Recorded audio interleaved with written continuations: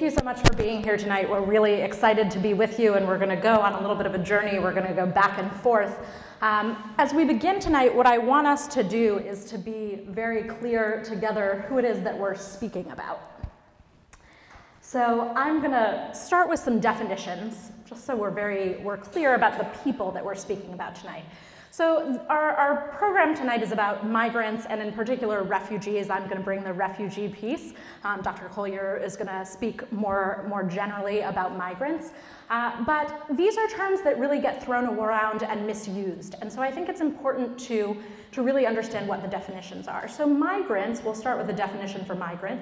Migrants are people who are moving from one place to another for any reason, right? That could be to find a better job. It could be to reunite with family. It could be for really any reason, right? So migrant is our umbrella category. But then when we talk about refugees, we're talking about a very specific definition. This is a definition that was actually born out of the wake of the Holocaust with the 1951 Refugee Convention, and the nations of the world came together to create a legal definition of who was a refugee to answer that question of what do we do with the survivors of the Holocaust, these people who are displaced from their homes. The definition that they came to was that refugees are people who've experienced violence or persecution for one of 5 reasons: race, religion, nationality, political opinion, or membership in a social group. So an example of that would be women or people who identify as lesbian, bisexual, gay, transgender. These people have experienced violence and persecution. They then leave the country of their persecution, their home country, and they cross an international border. That might seem obvious, but that's very important because that leads to the third part of our definition, which is that refugees are people who've been granted status, either by the government of the country into which they flee, or by UNHCR, the United Nations High Commissioner for Refugees. Why is that important? Because that status affords them certain legal protections depending on where they are. So for instance, here in the United States, refugees have the right to work immediately when they arrive. That status is very important. The next 2 definitions that I'm going to give you are of 2 other categories of people that we hear about a lot. The first is asylum seeker. The only difference between an asylum seeker and a refugee is status. So an asylum seeker is also someone who's experienced that violence and persecution. They've crossed an international border, but they don't yet have status. Why is that important? Because they are not legally protected, right? So here in the United States, if you are an asylum seeker, you can be immediately detained. You can be immediately deported, right? So that status is really, really key. The last definition I'm going to give us before we give a little bit of texture to what exactly all these things mean is, if I can get there, is internally displaced person. And internally displaced people are people who've also experienced violence and persecution, but they're still within the borders of their home country. And that is important particularly when we think about what is currently the largest refugee crisis in our world, the crisis in Syria. There are millions of people who are displaced within the borders of that country. And that is important because they do not have the ability to gain refugee status until they leave their country, and therefore they don't have access to the same rights that asylum seekers and refugees do. So that's who we're talking about tonight. Perhaps some of you are very familiar with those definitions, but I think it's important to create that shared foundation, and I'm going to turn it over to Professor Collier, who's going to give some texture to those definitions. All right. So I just want to give you a little bit of an understanding of the realities of migration worldwide, some of the numbers that we're looking at, and later I'll tell you why giving you these numbers is a little bit problematic for your brain. And then I'll talk a little bit about the rhetoric that we have in the US here. So right now there are 65.3 million people who are currently on the move. And the reason why the rhetoric oftentimes we'll use on the move is because there are so many people who are on the move for so many reasons. Most people are displaced for an average of 17 years. When people are forced to leave, most of the time they want to return to their home. So they're not looking to come to the United States or go elsewhere to permanently settle. Most people want to stay where they're born. So this 17-year period of time, if you think about 17 years in the context of your own life, that's really a long period of time. There are 244 million people who are living in a country other than that of their birth.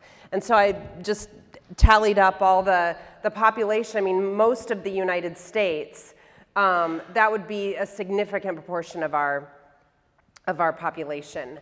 Another important element is that a lot of times when people leave, they have left family behind in their homeland. There are a lot of friends and family who are not able to leave with them. So international migrants remit $582 billion a year. 432 billion go back to low and middle income countries. And I was really shocked when I was doing some of this research to see that for 27 countries, that's 10% of their GDP. And for 10 countries, it's 20% of their GDP. And this is really important as we think about the US government talking about sending Hondurans and Nicaraguans and others who have had temporary protected status in the US back to their country, because I'll show in a little while the economic ramifications of sending back people who have been here for a long time. But those remittances are really important, both in terms of the stability of the country that they've come from, but also if we're looking just at our own self-interest, they're important in terms of USAID, instability, and more people coming from that area. So the remittances are something that are not often talked about, but are really important. And then lastly, on this slide, a lot of times people in the US, if they're restrictionists, they will cite that there are just so many people who want to come to the United States. And what is not often recognized is that countries in the Middle East, the Mediterranean, and in Africa have significantly higher proportions of people in refugee camps, internally displaced, that they're trying to figure out how to help. So there really are crises going on around the world that we don't have a sense of here. All right, so if we look at going forward, who's going to be on the move the next 20 years? So again, if you just look at some of these numbers, there are 57 million children who do not go to school. There are 103 million children who are not literate, and 60% of them are girls. 836 million people right now live in extreme poverty. If you go into looking at the projections in terms of climate change with the temperature rising, the fifth bullet point there, millions of people in Peru. So I was looking at different countries and how climate change is already affecting people. Millions of people in Peru depend on tropical glaciers for their water, and some of those glaciers have lost 90% of their mass due to climate change. Those people are going to have to go somewhere. If you look up the pictures of the glaciers in Peru, it's stark in terms of what is on the horizon. If you think about agriculture, drinking water, animals, there are parts of Peru that are going to be uninhabitable because of this situation. And then parts of Europe, the Middle East, Africa, and the US recorded record temperatures. This is May and June last year. Now, probably like me, you're excited that, I'm from Chicago, we're just getting into the 40s and low 50s. So it doesn't seem like we're having issues with the temperature right now. There are people in the United States who have already been displaced because their land is going to permanently be underwater any day now. So there are some people in Louisiana, some Native American peoples who are already in the process of being relocated. All right, so in the US, there are two types of arguments that people tend to use when they're focused on immigration. There's a lot of libertarian language, and so that type of language is focused on individual liberty. I have a right to do whatever I want. I have a right not to be interfered with, and I have a right not to be coerced, but I don't have any corresponding duties or responsibilities to anyone else. We live in a capitalist environment. If people are moving away from capitalist and libertarian language, they might use utilitarian language. So if they believe that immigrants are a drain on our society, they're going to make arguments about why we don't want to accept people here because they're going to drain our resources that I have worked so hard all by myself to attain. So the libertarian, capitalist, and utilitarian calculations usually are used in a restrictionist fashion where people are arguing why we would want to restrict immigration. I have a lot of Pope Francis quotes. I'm a big fan of his. He says, "Today everything comes under the laws of competition and survival of the fittest, where the powerful feed on the powerless." And I think when you're looking at libertarian and capitalist arguments, a lot of times if you dig deep, that quote really sums up the types of people and the reasons why we're okay with people being here temporarily, but the masses of people who we don't want to let in. So there are four main arguments that we hear in our public sphere, and I'm sure you've heard them all. They steal our jobs, get in line, they broke the law, and build a wall. So I'm just going to very quickly go through these because all of these arguments, none of them can be supported by data. So if you research immigration, you will find that the rhetoric is not backed up by facts. So I won't go through all there's so much information, it's so difficult to narrow down the different statistics to highlight. But I'll focus more on they steal our jobs. So the Department of Labor study prepared by the Bush administration said that the claim that migrants take jobs from US citizens is the most persistent fallacy about immigration in popular thought.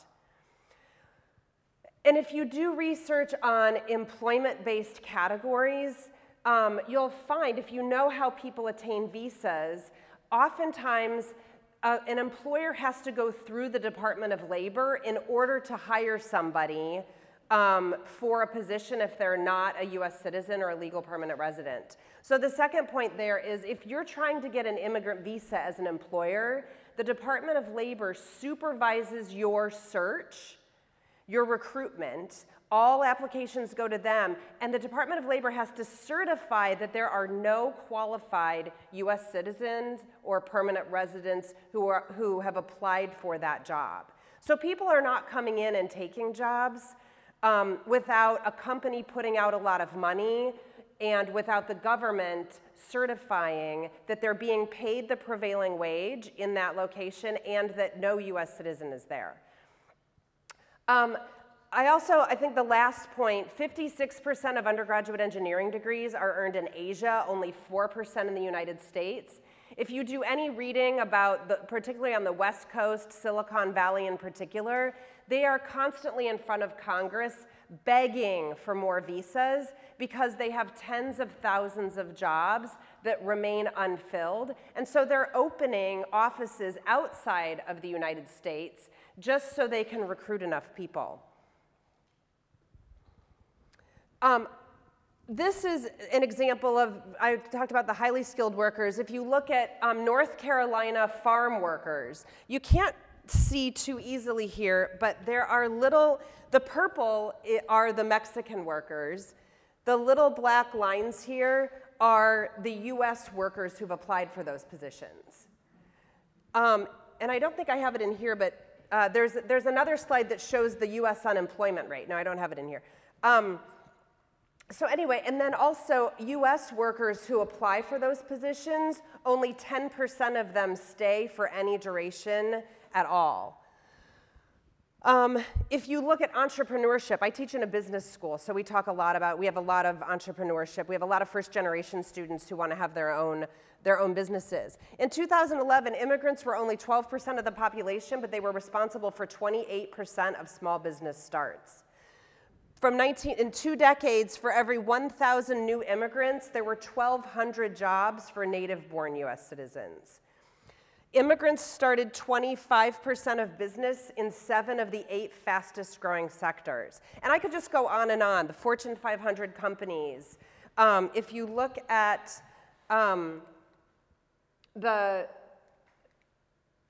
if you look at Nobel Prize laureates, I think last year in 2 of the categories, all those from the US who got a Nobel Prize for their research were immigrants. If you look at patents, which are ultimately going to be entrepreneurship opportunities, the numbers in terms of immigrants and those studying is significant. Another area for all you homeowners that I was astounded to see was that in the last 20 years, immigrants have been responsible for 27.5% of US household growth. And for people under age 45, they account for almost all of the household growth because of millennials not buying property. So these numbers really are incredible in almost every category, high-skilled, low-skilled. If we talk about taxes and Social Security, they're propping up Social Security. They pay into a system that they never get to recoup. So there's no real area of national economic impact where they aren't making a significant contribution.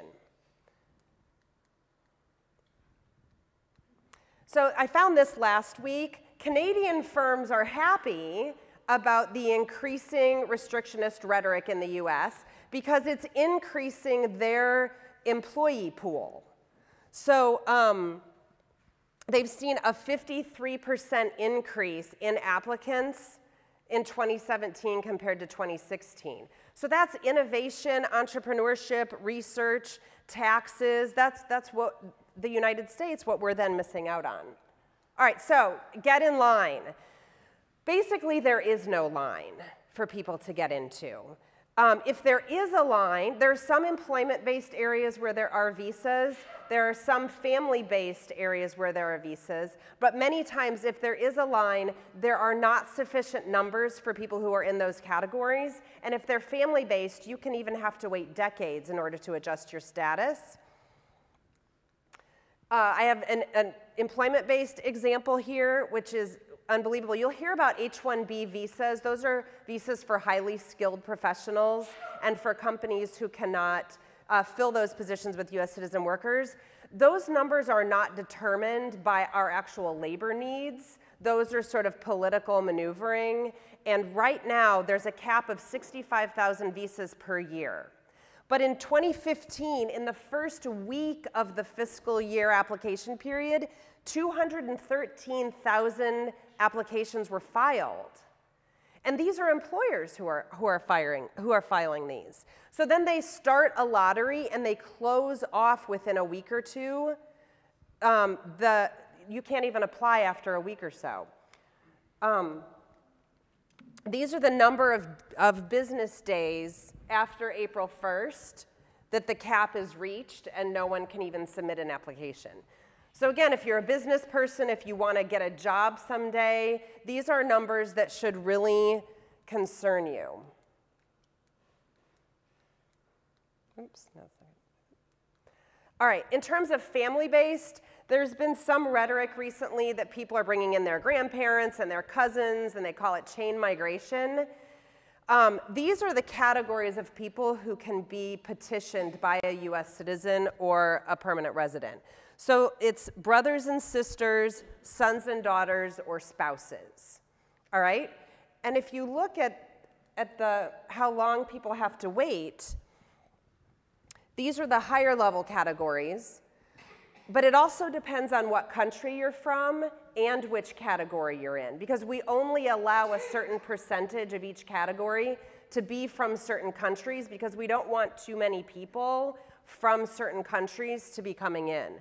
So while this is certainly the extreme, for someone who filed a petition for their adult son or daughter from the Philippines, if they submitted the application in February of 1995, it's now currently being processed. So we don't have people flooding in these categories, and they're not extended family. And then the last, or I guess the second to last one, build a wall. Again, when I was doing this research, I was shocked at the cost. Currently, there are about 650 miles that have some sort of physical barrier. Some of this is because throughout the history of the United States, since about the beginning of the railroad, different communities in the United States, farming communities in particular, but some industries as well, steel and railroad, have created relationships with communities in Mexico or other parts of the world in order to have their workers come in. Particularly in the South and with agriculture, this was called circular migration. So people would come in, they would work part of the year during the harvesting, they would go back home, they would come back. And so it was a system that where people were not staying, they were coming to fill the labor needs and then go back. So the more border enforcement we have, obviously that isn't going to happen. So then you have more people staying permanently and you have their families coming to visit them. Coming to stay because they're not otherwise able to visit them. Now, this is from 2009, so this is 8 years old, but the estimate for building a simple fence was up to almost $4 million per mile in a metropolitan area and $16 million per mile in the desert or the mountains.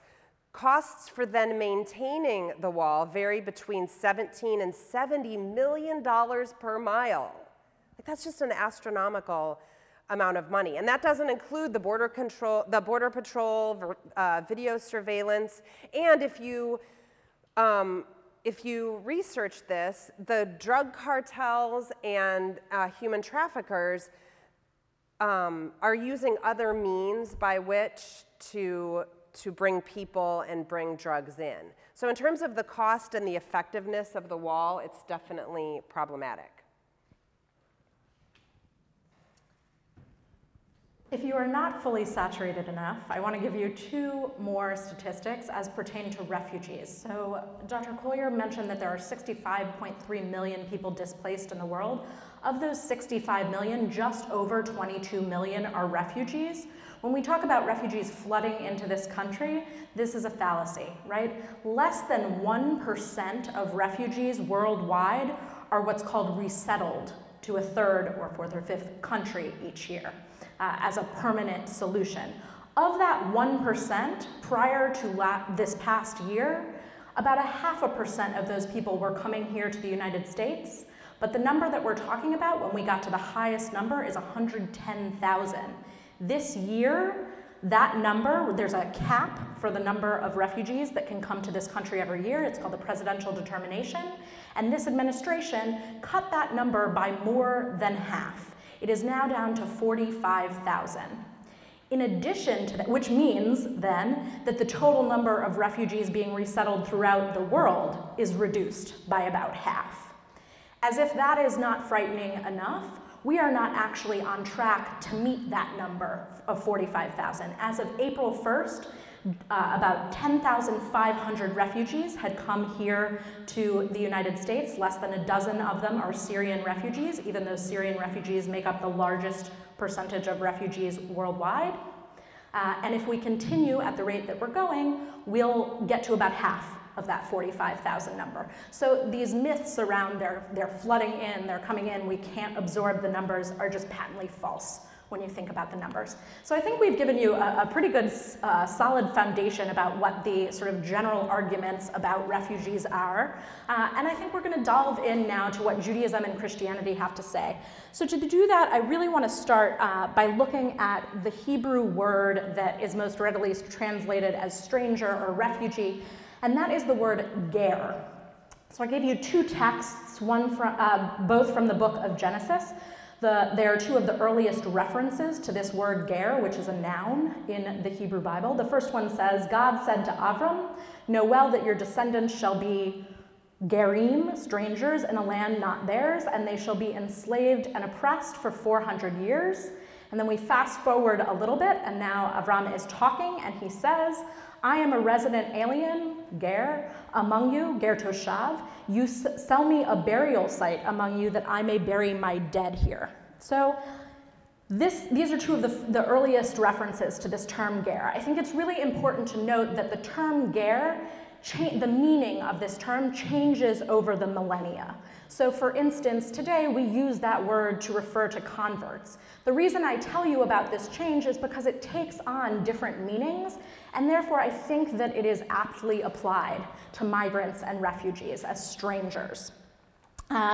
So the Torah defines this term ger as a non-Israelite stranger who lives and works in Israel. And if that ger happens to become circumcised, they then get the full privileges of an Israelite citizen. But even if they don't, they are protected. They're afforded certain rights and privileges.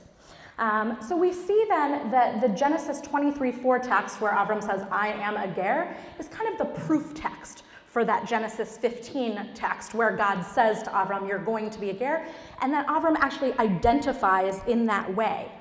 What I think is also significant about the Genesis 23:4 text is that we see Avram's vulnerability, right? He is pleading to those who are native to the land in which he finds himself to sell him a plot of land so that he can bury his dead, right? There is vulnerability in being a stranger.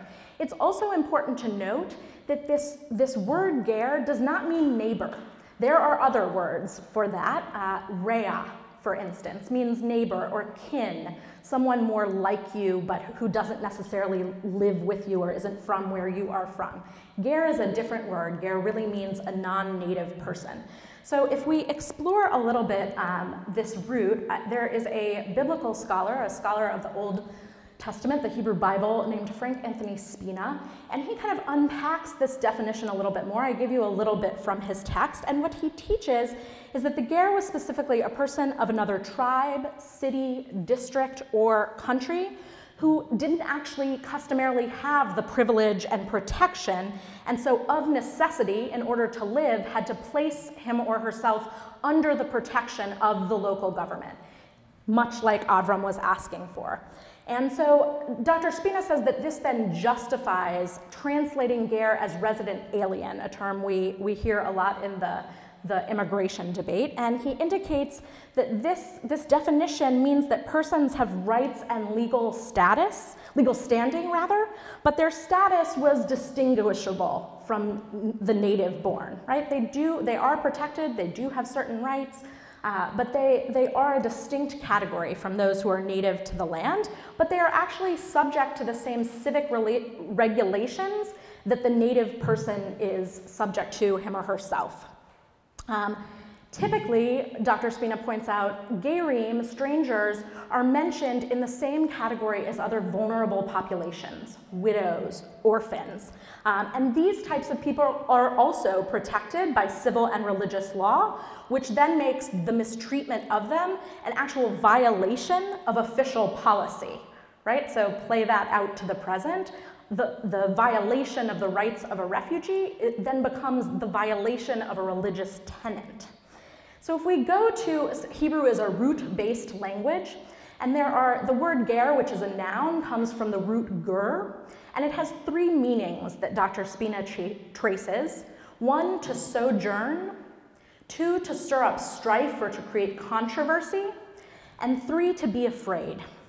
I think these are really, really interesting definitions to think about in juxtaposition to one another, because it seems to suggest that intrinsic to the experience of having to travel, of having to leave your home, is this connection to fear. The natural place to go is to think, well, of course, we're scared of the stranger is different. But what we need to do is realize that, in fact, the stranger is scared too, right? The fear is not all our own if we are the native. The fear also belongs to the stranger because it was likely fear that caused the stranger to become a stranger in the first place. Fear that led them to flee rather. So we have a definition, right? A stranger who is protected in some way, has sort of a different status. There's fear tied up in here. We'll get to that fear. But then the question becomes, so what does that mean for how we actually have to treat the stranger?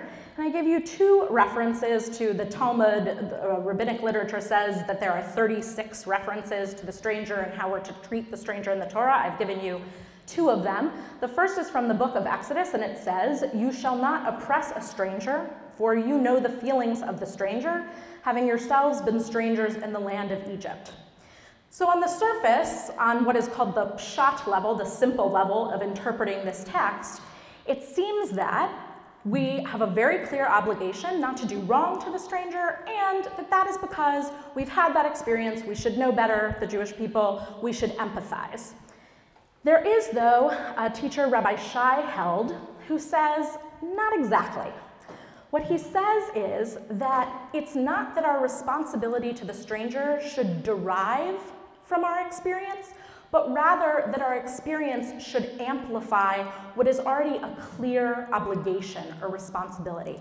And I think that's really important to think about when we think about the utilitarian arguments that are made against refugees, because even in the absence of that utilitarian argument, we would still have an obligation to the stranger. The Jewish people would still have an obligation to welcome the stranger because it is of value. It is not just born of history, it's just that our history should make us that much more responsible. So then the question becomes, how does this change over time? So we'll go to the second text from Leviticus, which says, when strangers reside with you in your land, you shall not wrong them.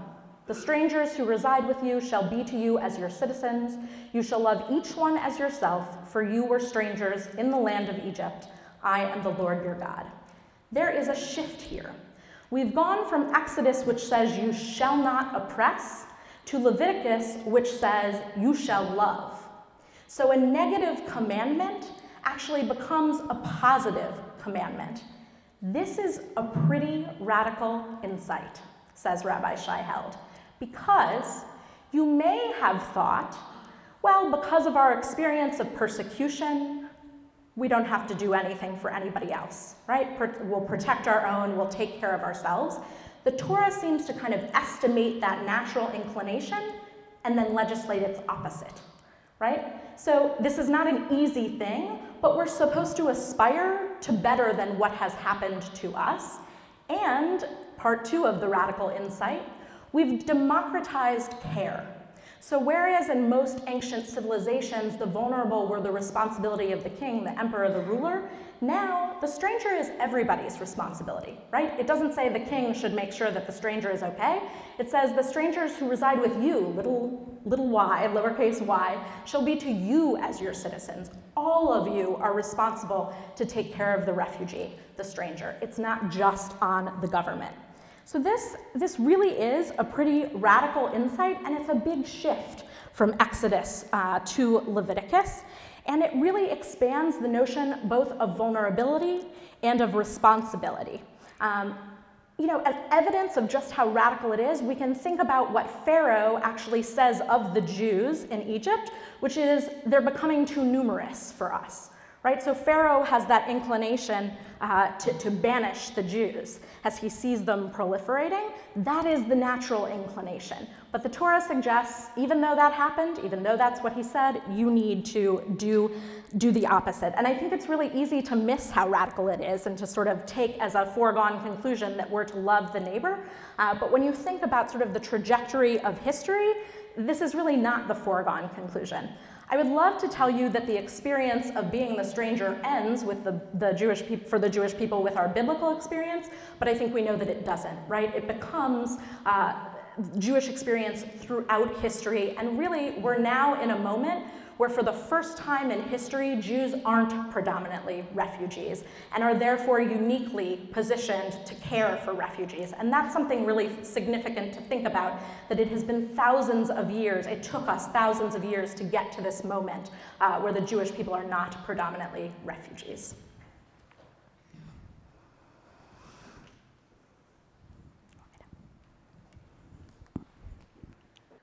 All right, so if we move into Christianity, we're going to take the understanding from the Hebrew Bible of the responsibility to the stranger and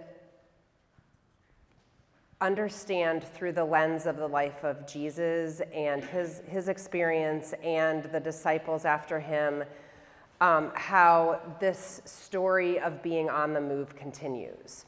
So for Christians, this whole understanding of being a people on the move is meant to be central to our self-understanding, because it's one of the few themes that you can trace throughout the Hebrew Bible and the New Testament, where the sentiment, while there are shifts, where the sentiment is still the same. There's never a claim not to take care of the stranger. So the predominant sort of imagery that's used on this is that of the Holy Family. So I have this ancient quote that probably nobody uses from 1952, but I wanted to show that this went back to 1952. The immigrant Holy Family of Nazareth fleeing into Egypt is the archetype of every refugee family. Jesus, Mary, and Joseph, living in exile in Egypt to escape the fury of an evil king, are for all times and all places the models and protectors of every migrant, alien, and refugee of whatever kind, whether compelled by fear of persecution, by want, is forced to leave their native land, their beloved parents and relatives, close friends, and to seek a foreign soil. So I think that Pope Francis could have said that this morning, right? I mean, nothing really has changed. And further in that document, God decreed that the Holy Family should be in this type of hardship and grief, the firstborn among many, and to precede them in it. So there's a lot of art in the Christian tradition related to all things migration that focuses on the journeys of the Holy Family because of this tie. So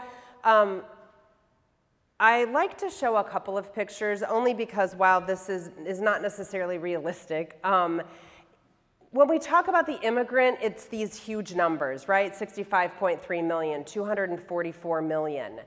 But in terms of a person of faith, if you use art and you look at the stories that we retell throughout every season, if you really stare at this picture, and there's another one of the innkeeper coming up. I mean, this is where, just go back to the map.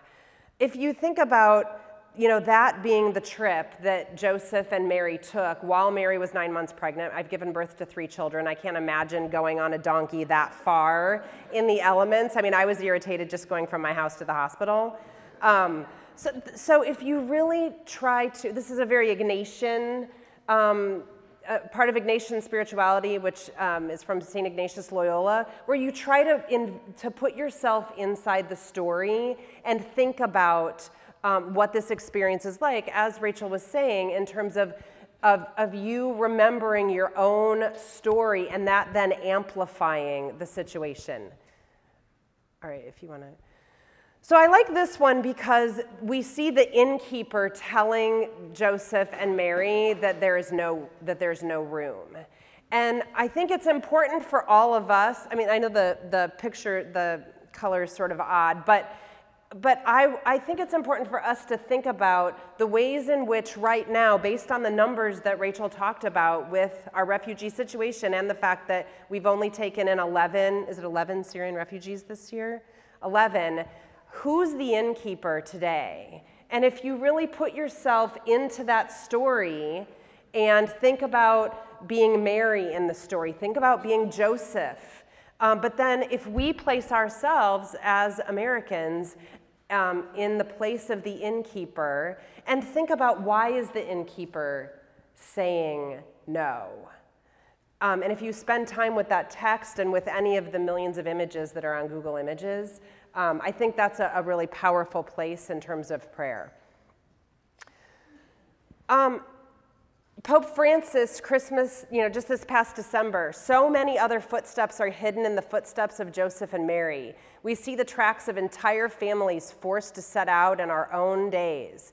We see the tracks of millions of people who do not choose to go away, but are driven from their land and leave behind their dear ones. So he's calling for a new social imagination in which none have to feel that there's no room for them. So I think he's also calling us as people of faith to think about that innkeeper and create a new imagination where no one is Mary and Joseph knocking on the door of the innkeeper. And then just to bring some stories, if you think about, I think I have, maybe I took out, I have some pictures of them fleeing Herod, which I think are going to come up. But if you look at this with the Rohingya Muslims, they burnt our house and drove us out by shooting. We walked for 3 days through the jungle. So if you think about the trek that Mary and Joseph took, but then you look at 600,000 people fleeing their situation right now. So this is Mary and Joseph, obviously an artistic rendition, fleeing to escape Herod's order. And I think that there are a lot of Herods in the world today that are causing people, especially the Syrian people, to escape. So if you look at, these people fleeing the Herods of today,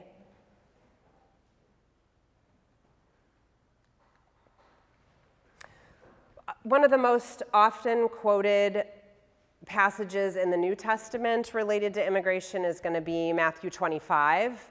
And so when I was a stranger, you welcomed me. And what's interesting about this is Jesus explicitly states that one component of our salvation is welcoming the stranger, feeding the hungry, clothing the naked. And I mean, he says, "You that are accursed, depart from me into the eternal fire prepared for the devil and his angels, for those who had not welcomed the stranger, fed the hungry." I mean, Jesus doesn't talk, I'm not a scripture scholar, but Jesus doesn't talk like that very often. So this is clearly a central piece. So just to give a sense of why Catholic teaching focuses on welcoming the stranger, I'll just talk briefly about human dignity, stewardship, and the common good. So there's this understanding in Catholic theology that every single human being is created in the image and likeness of God. Each of us is imbued with goodness, and no matter what has happened to us, no matter what we've done in life, that we all deserve respect, dignity, and we need to be treated with a sense of awe. And I sort of like this. I was grading exams recently, and I had a student write that we are to be treated with a sense of awe, A-H-H-H. So he just misunderstood me, but I thought that might be even better. And so the human person is central to all decision making. And what's important for us to think about is that the human person precedes the state. So we've created borders, we've created nation states and governments. These are all ways in which we've socially constructed how we want to organize ourselves. But Catholic social teaching emphasizes the fact that human beings and communities existed well before these. So the primacy does not lie in the border and the law and the other ways in which we want to manage who's in our community and who's not. The human person and the communities that people live in are the starting point or the focal point. And that's important because of a lot of the arguments that I went through earlier. The second piece of this is that we're all called to be stewards, all right? We're all called to be caretakers of anything that we have access to. So our disposition shouldn't be, this is mine. Our disposition should be that I have something in my possession, but how can that be a service to others? So the line is that all goods have a social destination. So our job, being on the receiving end of the migration situation now, we never know which end of the migration situation we'll be on, but now we're on the receiving end. The question is, how can we be stewards over what we have access to? And then thirdly, the common good. So the focus of the common good is so that all individuals and communities can flourish. And I had a student recently put this last quote in a presentation, which I really liked. It comes from, I think, the Nordic Bishops' Conference. "Because we are interdependent, the common good is more like a multiplication sum, where if any one number is 0, then the total is always 0. If anyone is left out and deprived of what is essential, then the common good has been betrayed. And the reason why I like this is the multiplication by zero. There are a lot of people who think that this refugee crisis and the migration crisis doesn't affect them, right? That they go about their daily lives and there is no impact on their life.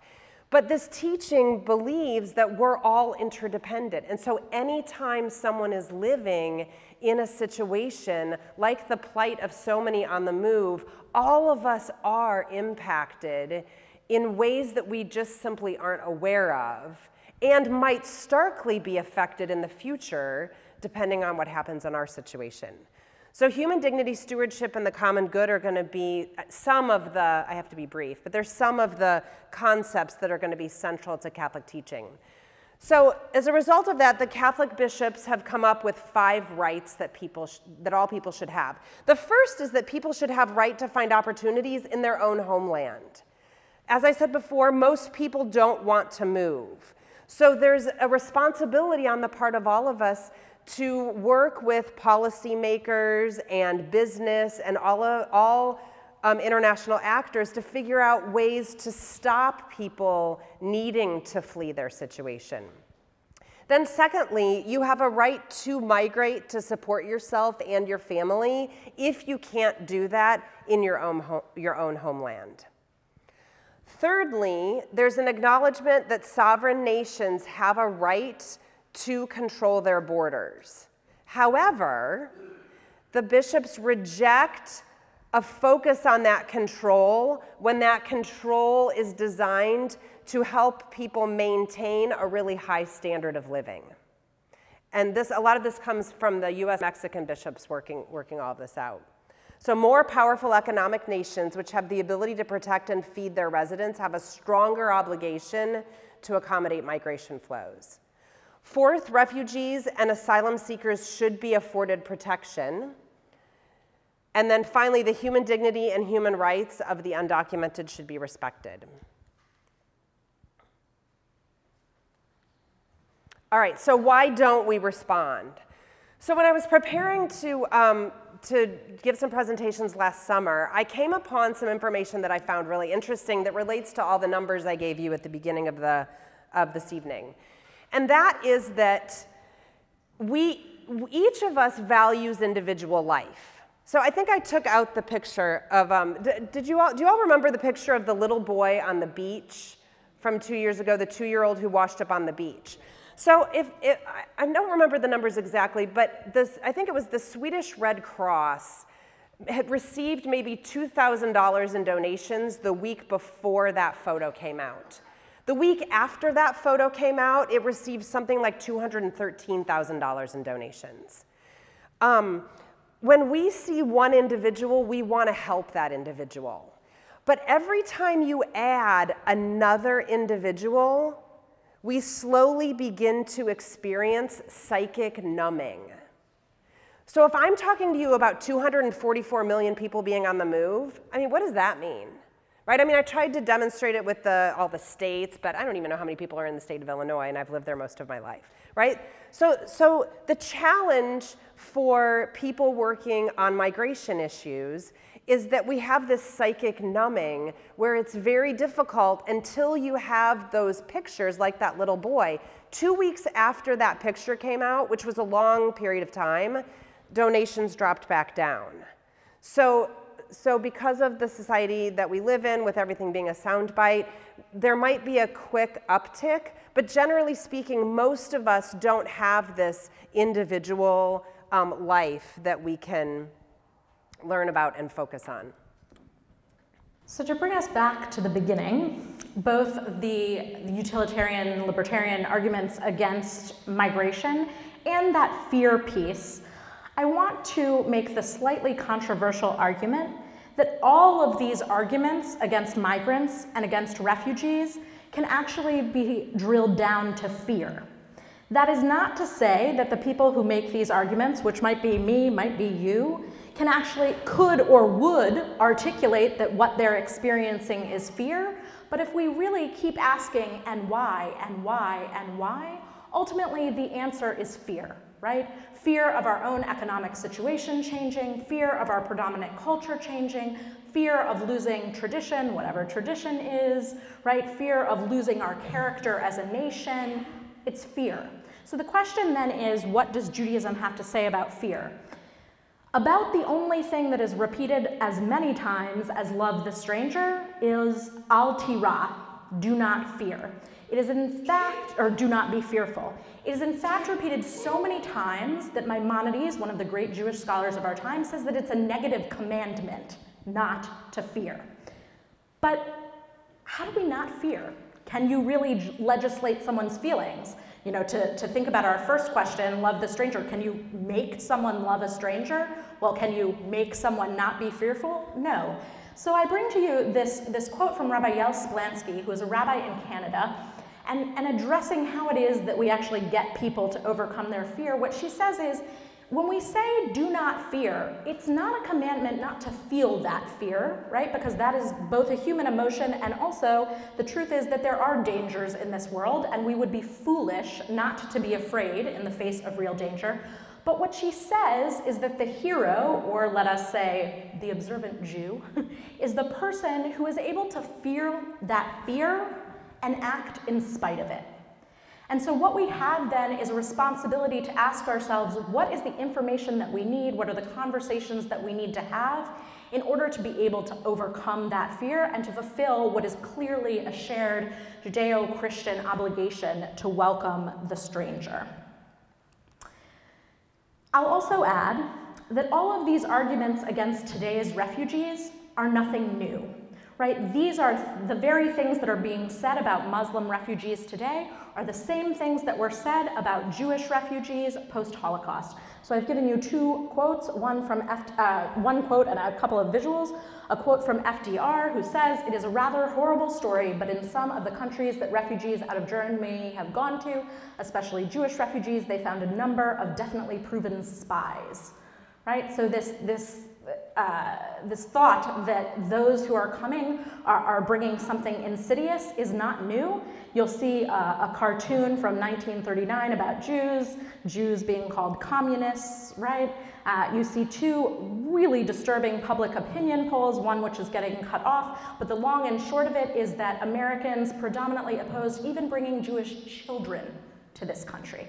Right, so this is not something new. In fact, today, I believe it was today, there was an article that came out that said that hundreds of thousands of children have been taken from their parents at the US border, right? This is not something that is new. So the question is, what's in it for us? Why should we do this? And so I leave you with what I think is actually a very hopeful quote from Rabbi Jonathan Sachs, who's the chief rabbi of Britain, and he says that if we do need a utilitarian argument, we should do this because it actually builds our character as a nation. So he says, when we move from the politics of me, what will this do for me, to the politics of all of us together, we'd rediscover those beautiful counterintuitive truths that a nation is strong when it cares for the weak, that it becomes rich when it cares for the poor. It becomes invulnerable when it cares about the vulnerable. That is what makes nations great. So this actually is good for us, right? This is about who we want to be in the world. At the end of the day, when we ask ourselves why with all of this, the question becomes, who do we want to be in the world? When we look back 50 years from now, what do we want to say about this moment and what we did, right? So when we were preparing this talk, and Rachel brought up that she was going to talk about fear, I did some searching on Pope Francis and found it interesting that he has very similar things to say. So he has defined hostility and rejection of refugees as migrants as sin. So he's venturing into the sin language, which is, would be powerful in Catholicism, encouraging people to overcome their fully comprehensible fears. So in everything I read that he said, he wasn't dismissing people's fears, but he was trying to get us to understand that he says, as a result, we often refuse to encounter the other and raise barriers to defend ourselves. And he talks also, as Rachel did, about how newcomers are also afraid of what they might encounter here. So the second point there, having doubts and fears is not a sin. The sin is to allow these fears to determine our responses, to limit our choices, to compromise respect and generosity, to feed hostility and rejection. And I think that's really where a lot of people are at right now. The sin is to refuse to encounter the other, the different, the neighbor, instead of seeing it as a privileged opportunity to encounter God. So in a lot of the migration teaching at both the international level, but also by the US bishops, there's a lot of talk about what Rachel was just talking about what happens to us when we accept the migrant. The focus isn't just on helping the migrant with the basic needs that they have, but it's also the change that occurs with us.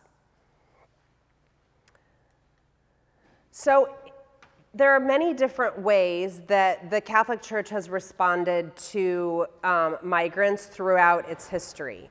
I found it really interesting when I was researching immigration for the first time many years ago, that there is a ministry in the Catholic Church for everything, every reason you could possibly be on the move. There's a ministry to circus workers. There's a ministry for tourists. So when you go to the airport, when you're on a cruise ship, I know a few people who've gotten those gigs where they have to go on a cruise ship and say Mass every day. To truck drivers, anything you can imagine why someone would be on the move.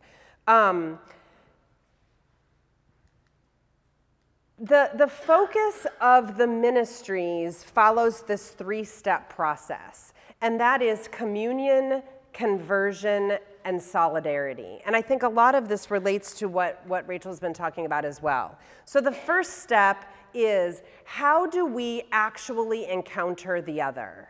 What opportunities do you have in your life to encounter someone, to work with a refugee family? I had students when I worked at DePaul who would go greet a refugee family and work with them for the duration of our course and help them get into their apartment and help them run errands and do all sorts of things. What do the migrants have to teach us? What happens to us when we encounter an immigrant? What happens to our community? I think the focus so many times is on what we're doing for them as opposed to what happens to us. And there's this understanding that our humanity is enhanced as we're doing this. So I just have a few questions here for you to think about in terms of what does communion with another look like, and how can you instigate that communion in your own life? What would be a way in which you could look at the face of the other and really encounter them? So I have just some Pope Francis. Like, I would never do that. I don't know if you would do that. I would never do that. I mean, he is amazing in terms of communion, but I think that's because the more he engages with the other, the more he sees the face of God, and the more he engages the other. Then there's this understanding that if you commune with the other, you will have a conversion experience. Your heart will be converted, and you will be changed as a result of your communion with the other. A lot of times conversion is seen as being a disruptive experience, so sometimes I'll tell students, be careful what you ask for. But if you commune with the other and you have this conversion experience, you will be changed. And there's a lot of spiritual writing around this issue of conversion. And then finally, solidarity. Once you've moved from communion to conversion and your heart has been converted and you understand yourself and your community as having a different responsibility and how much you've been changed and how your dignity and the common good has been enhanced, then you are moved to work in solidarity with those people. And then I just have I've done some work with Catholic Relief Services recently. They have a lot of different ways in which people can get involved, some just through getting texts on your phone where you then call your legislator, some are on campus initiatives. There are all sorts of ways that you can get involved. And then here are 5 different organizations where if you go to their migration information, you can trust the research that has been done and they have everything from stats and research papers to practical ways that you can get involved. So I will wrap up by briefly telling you what the Jewish response looks like. So how do all these values that I have spoken about get actualized in the world in a Jewish context? And the answer really is the work that HIAS does. So our CEO, Mark Hetfield, likes to say that we used to help refugees because they were Jewish, and now we help refugees because we are Jewish. The important thing to know about HIAS is that HIAS is the world's oldest refugee organization and the only Jewish organization. We've been around for 137 years, and we started because of Jewish experience, but now the refugees we help are predominantly not Jewish. So what does that work look like? It's 4 categories. The largest is our international work. These people that we're talking about, these 1 and 1 and 1 that make the 65 million, the majority of them are not here in this country. And so HIAS has offices in 10 countries around the globe where we're meeting refugees where they are and providing 3 important services. Legal services so that they can adjudicate their status, psychosocial support so they can overcome trauma, and livelihood support so they can support themselves and find jobs. The second piece of our work is here in the United States. It happens even here in Westchester, and that is resettlement, so bringing refugees here to the United States. And the third and fourth pieces of our work are the parts that I really want to invite you all into.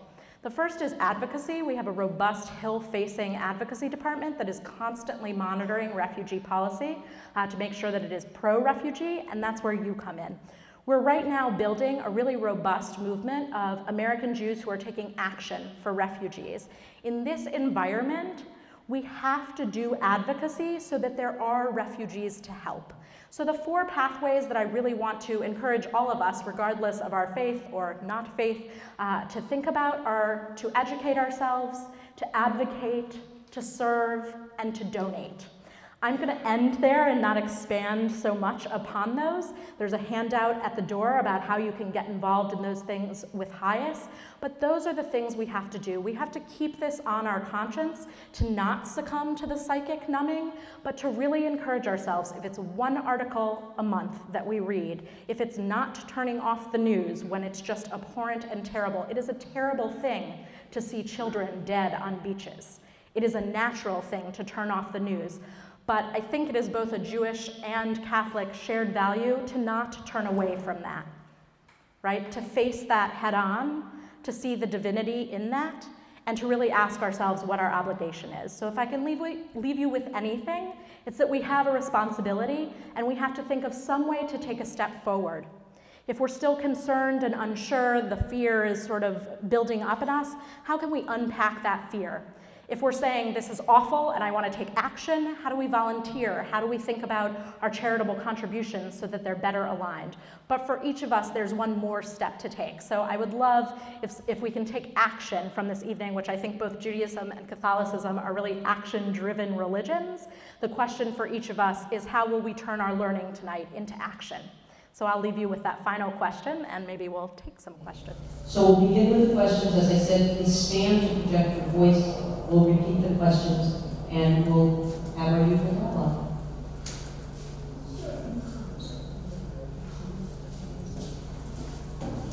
So, in a way, I'd say this is not a shared roots divergent paths lecture because I don't see the divergent paths. Right?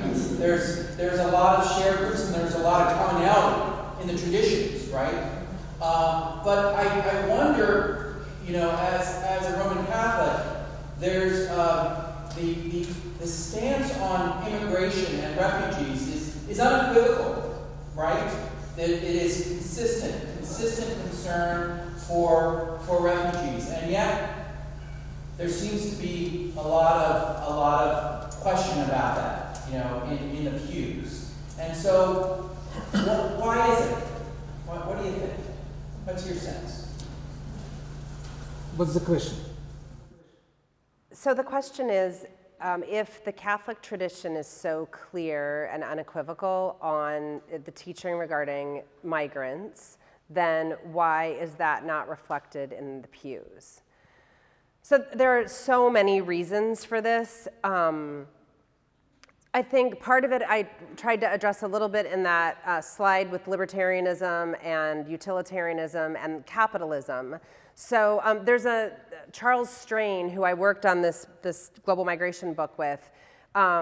He tells a story about his mother being an Irish immigrant at the turn of the last century, and her seeing the Irish need not apply, and talking about a lot of the Catholic prejudice and discrimination that took place at that time. So some of it, I think, is now sort of the economic milieu within which a lot of Catholics find themselves now as opposed to 100 years ago. I think that's part of it. I think that, you know, Pope Francis, in my Latin's terrible, Gaudete et Exsultate, in his recent, what he's recently published, he talks about the fact that in some parts of Catholicism, there's an almost exclusive emphasis on pro-life, meaning anti-abortion, and he seems to be talking more along the lines of Cardinal Bernardin's seamless garment, where it's, you know, from the beginning of life to a natural end, or conception to a natural end. And so I think that some of that, again, is the bent of certain groups within the church that have focused on one at the expense of the other, which is supported in many places by the institutional church. I think Rachel's point about fear is really important, you know? I mean, I think that the data that I've presented comes from a wide variety of sources. But if you watch congressional testimony, the restrictionist viewpoint will always be represented by Mark Krikorian at CIS, the Center for Immigration Studies. So the problem is that there are a few scholars who will present the restrictionist data and will keep up this, they're stealing your jobs, we have to build a wall. There's so much fear coming from the administration, the caravans of people, you know, the caravans, I don't even know if the word people's used. So I think the problem is that there are people whose economic or life experience will lend playing into the myths, and sadly, I mean, if you look at the data that's on, especially the Migration Policy Institute Clinic is a Catholic organization, but the Southern Poverty Law Center, it's center after center after center who will support the material that I've presented, whereas there's one economist at Harvard that's always cited by the restrictionists, and then CIS is always, and FAIR. And most of the organizations that are anti-immigrant were founded or are funded by the same person. But it's not transparent because there are all these subsidiary organizations. So I think then if you're coming from a place where economically you're really struggling and your fear can be played upon, and there is an economist, even though you don't know that it's the same person, you know, whose information is spread, then I think you don't think that you're playing into a myth. So I think it's really complex, but I think some of it is also this lack of interacting with the other. And that when that takes place, that's where the conversion and the understanding, I mean, I was in the Jesuit Volunteer Corps, and that's how I got into this. You know, I didn't know anything about refugees or asylees. All of a sudden, I'm working with asylum applicants in Houston, Texas, and it was mind-boggling to me what was going on in Central America. And when I'm talking to these people who have children and they just seem like my family, they're just from somewhere else, that's when you realize that there's something missing from the practice of your faith. First of all, thank you for coming. You did mention something briefly that I think is also worth discussing a little bit more. When you talked about that, at least the Catholic Church views that the immigrants, whether they're asylum seekers or economic migrants, should understand and respect the majority culture that they come to. What would you say, though, that there is a risk in many cases we have seen of that not necessarily being the case? We see, for example, Europe. There's a real political risk of Islamicization. If you ever even go to Miami, you'll find a lot of people that can go to Walmart and they don't even speak English. They don't even know English. And you would think that, you know, you think that a store in America would be able to speak to tourists and people who are not, but they assume that they've reached the critical mass where they can safely assume that everyone that they come in contact with will be of their own culture. And then that, of course, makes it harder for the others to come in contact with these people and then try to relate to them. So what do you think, though, where that balance ultimately needs to be? So, I'm sorry, right. So the question is, there was a quote that I don't think I read, but where Pope Francis talks about how, he talks about basically twofold responsibilities. The responsibility of the migrant is to respect the laws of the country and learn about the culture and the history and so forth. And then the flip side is that those on the receiving end are meant to respect the migrant and understand the rich culture that the migrant is bringing to the country that is now accepting them. So there's a quote that Charles Strain uses in a presentation that he and I do, where he has a quote about, they don't learn English and they're heathens and they have way too many kids, and it's a long critical quote, and it's by Benjamin Franklin talking about the German immigrants. And so I think the point is that recent immigrants have a lot of challenges, but the data will show that most immigrant groups assimilate very quickly, and the children who come here will learn the language immediately. And so if you look at the life of an immigrant and their children, the assimilation takes place.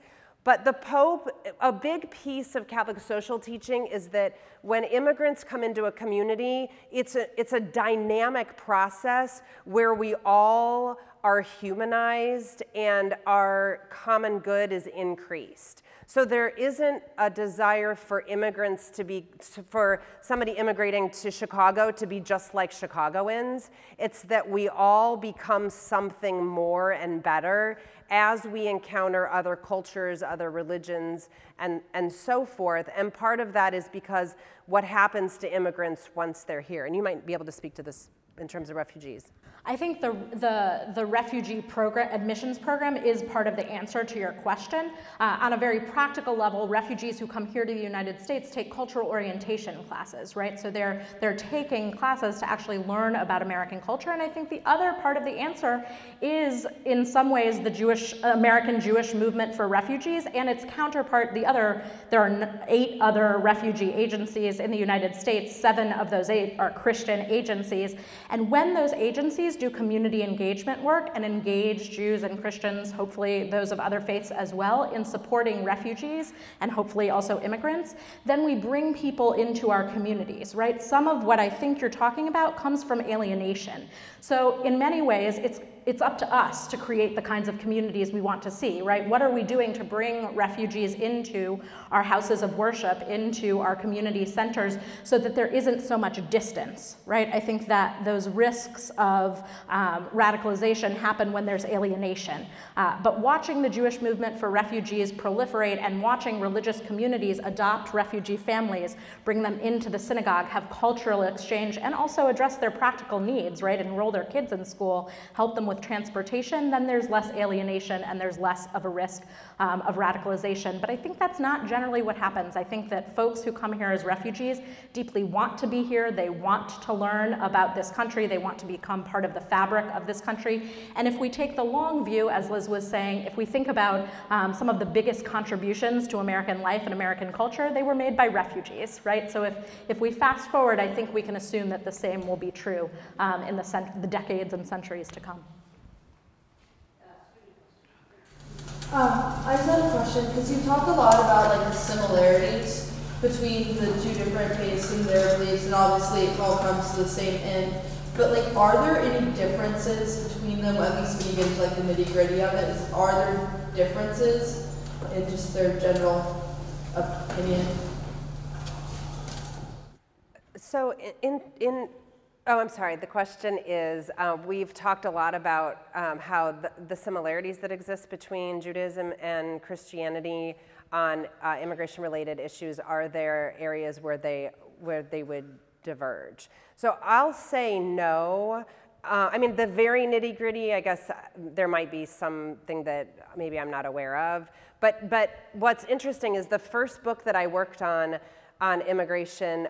We had a Jewish, Muslim, Catholic, UCC, United Church of Christ, contributors. We had somebody do socially engaged Buddhism. So when you look at all of the world's religions, what we've spoken about tonight is going to be consistent for all of them. So I've often spoken with a rabbi and a Muslim scholar. In Chicago, I spoke at a mosque on a Abrahamic Traditions dinner that they run every year. So there is not going to be divergence in terms of the overall teaching.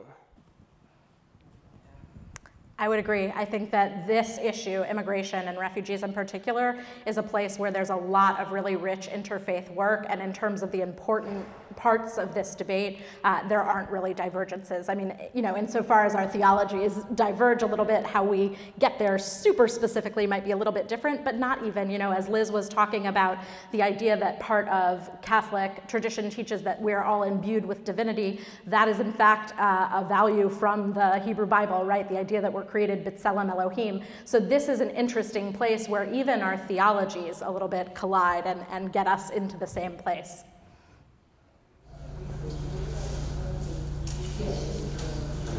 How do you overcome fear of students who have been preparing for 4 to 6 years in college, when they get out of college and they're looking for a job, and they see these jobs, specifically in some of their fields, the corporations are bringing in people who are much better educated than they are, and they're the ones that are getting the job. How do you overcome that, and how do you approach corporations that help prepare students? I think on one of the slides, the question is what to say to students who are worried that corporations might be bringing in more well-educated people for the positions that they would like to have. Sorry. Well, so the thing is that, like with the H-1B visa, a company is not going to bring in someone from overseas. If a graduating student can do that job now or could soon do that job, they'll train that student. Because to get an H-1B visa might be impossible. It's also incredibly expensive, and they're temporary visas.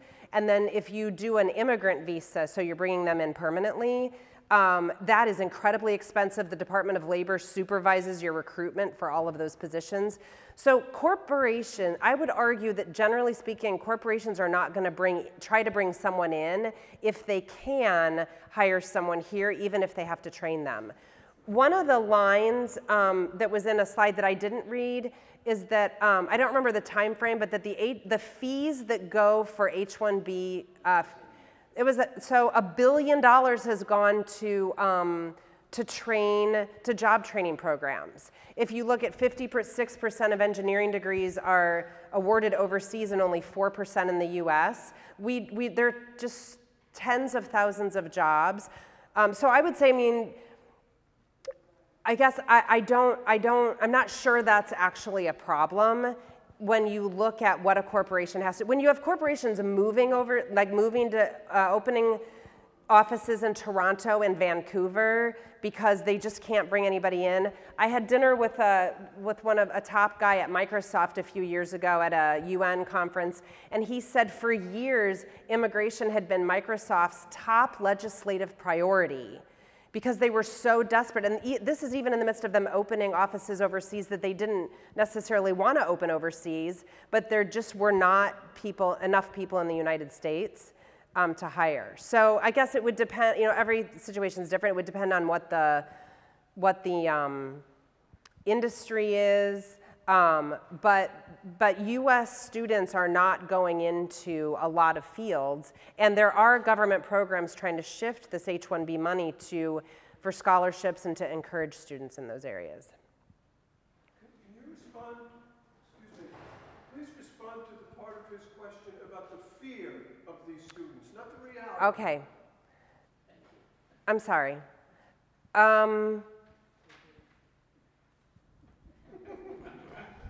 I was a congregational rabbi, so the question was, can you respond to the thing about the fear?